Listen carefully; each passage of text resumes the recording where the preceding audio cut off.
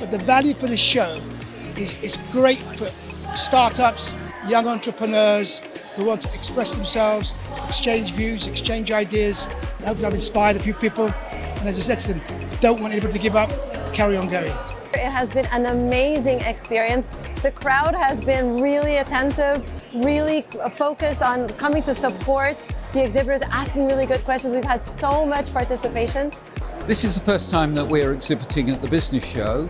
This gives us an opportunity to engage with people.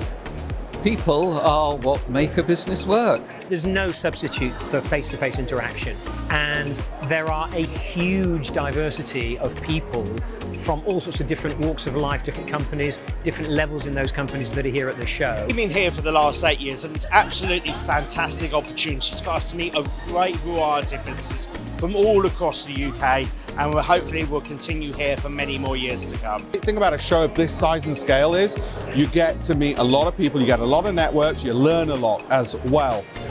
That's the magic bullet to success, networks and education, and you get that in one place, so it's efficient and productive. We've been here before, and after an hour of being here this morning at 11 o'clock, we decided to book again for next year. We pick up a lot of leads here.